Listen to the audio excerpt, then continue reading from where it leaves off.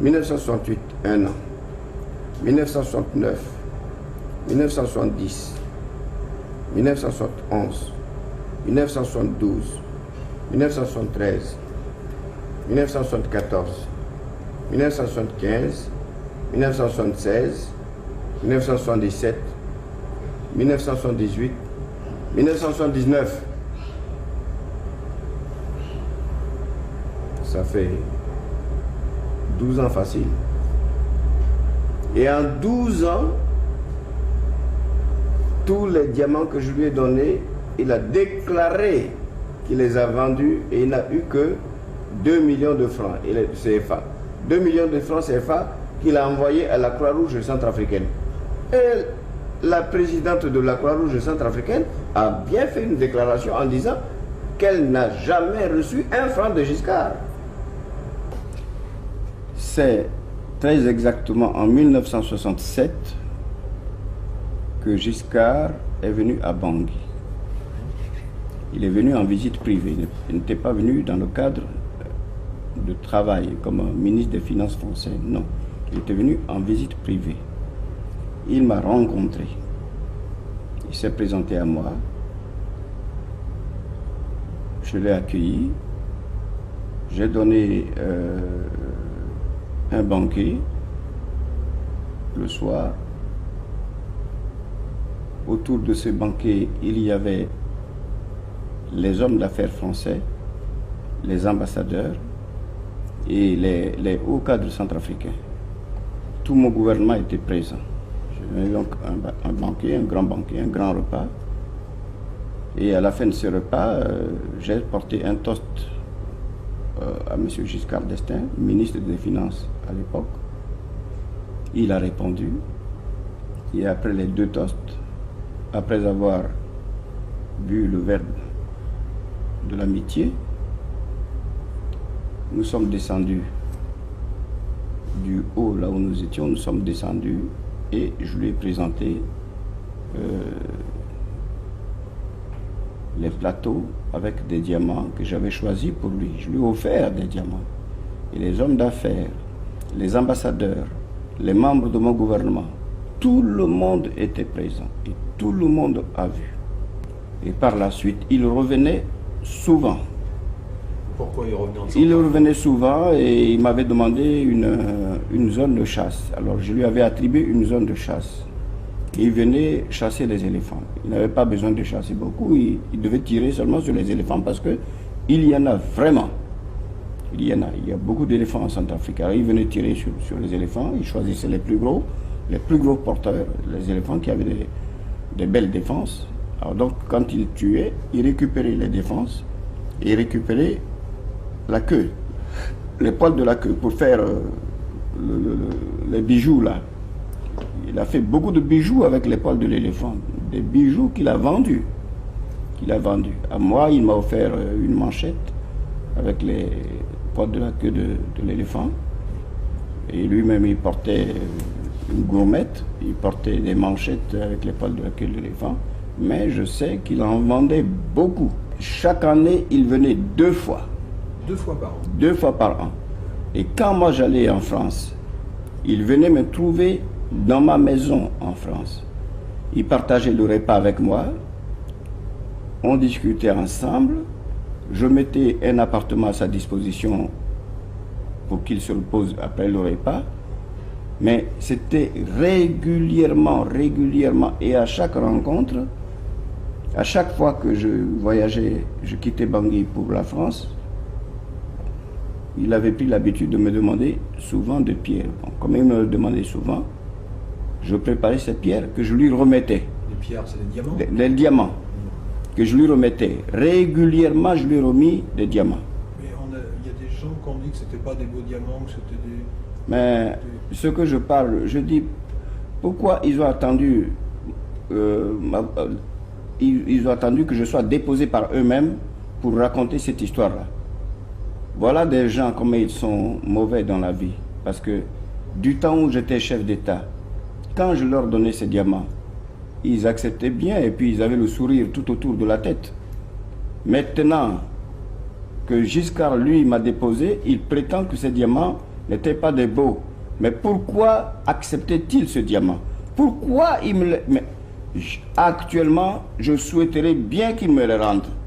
Parce que, oui, j'en ai besoin, puisque c'est pas beau.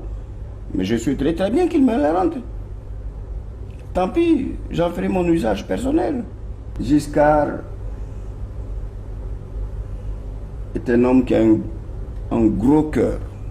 Ouais, c'est un homme jaloux. Parce que quand il venait dans mon village natal, je déménageais mon épouse. J'ai envoyé mon épouse à Bangui. Je mettais la villa somptueuse, la villa principale, notre villa principale, mon épouse et moi.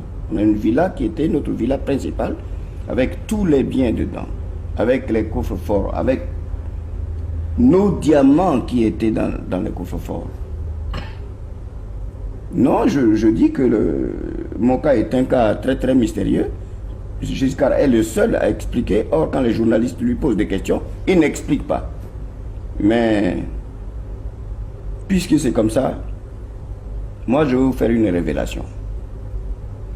Le président Félix Houphouët-Boigny, que je respecte comme un père, il n'a pas manqué de me dire à plusieurs reprises, par plusieurs fois, il m'a dit que Giscard avait fait que je n'avais rien fait. Et Giscard m'a noyé exprès. Et que quand il a décidé de me noyer, c'est Senghor qui l'a poussé. Senghor a dit il faut le faire. Parce qu'il est empereur et il faut le faire tomber. Houphouët me l'a dit. Moi je peux citer maintenant. C'est quand même un grand homme. Je ne crois pas qu'il ait à un seul moment menti. Il y a eu un problème de famille là-dessus aussi. Ah, oui, ben parce que mon foyer n'existe plus. C'est-à-dire? Je ne vais pas le dire parce que j'ai pris l'engagement devant mon ex-épouse de ne pas le dire. Mais c'est depuis que Giscard m'a fait tomber, non seulement il a pris mes biens, mais il faut qu'on pose la question à Giscard, qu'est-ce qu'est devenue l'impératrice Catherine Bokassa? Il faut qu'on lui pose cette question-là aussi. Comme sa femme venait de passer 24 heures à Bangui, il faudrait que je lui envoie Catherine. Et l'échange des épouses comme ça permettra aux Français et aux Centrafricains de savoir que notre amitié va toujours très bonne, qu'il n'y a rien, qu'il n'y a pas de point noir, qu'il n'y a pas de problème. Et il m'a parlé, il m'a téléphoné, il m'a dit d'envoyer Catherine. Moi j'ai envoyé Catherine. Mais moi j'ai envoyé Catherine 2 mois avant qu'il me fasse tomber. Et Catherine est restée avec lui 2 mois. Je ne sais pas où se trouvait Anémone, mais Catherine, Journiac venait prendre Catherine carrément pour aller à l'Élysée. Ça c'est elle, Catherine, qui me l'a dit. Au début, c'était à l'Élysée. Mais après un certain temps, ça s'est passé à Adricourt. Mais au début, quand j'avais annoncé... Chez vous?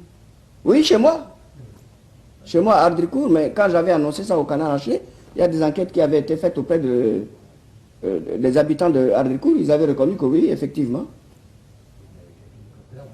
Avec l'hélicoptère, il descendait dans le jardin avec l'hélicoptère. Il a promis un traitement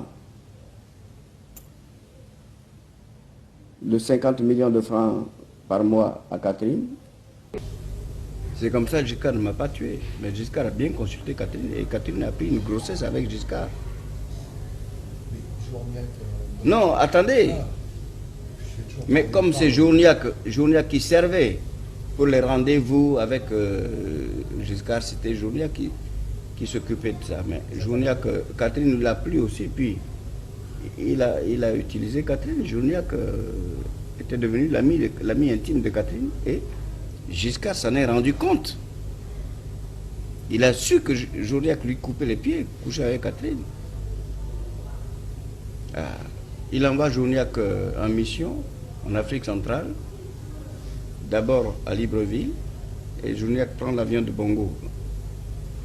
Et il va au Cameroun.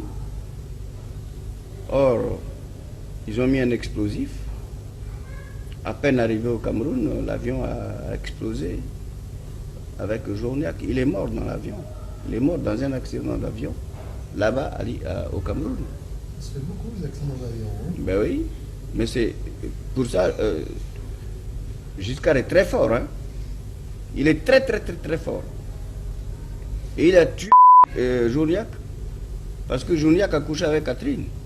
Quand Giscard est venu à Berengo en décembre, en mi-décembre 78, il est venu, il a passé 10 jours avec moi, il est venu sans presse. Il m'a demandé de ne pas en parler. Alors moi, pourquoi? À chaque fois qu'il venait... Non, parce qu'il venait pour sa détente, puis il venait avec ses petites copines, il tirait 10 jours chez moi à chaque fois qu'il venait, il descendait directement avec l'avion DC-8 sur mon terrain privé au village natal, parce que j'habite à 80 km de la ville de Bangui.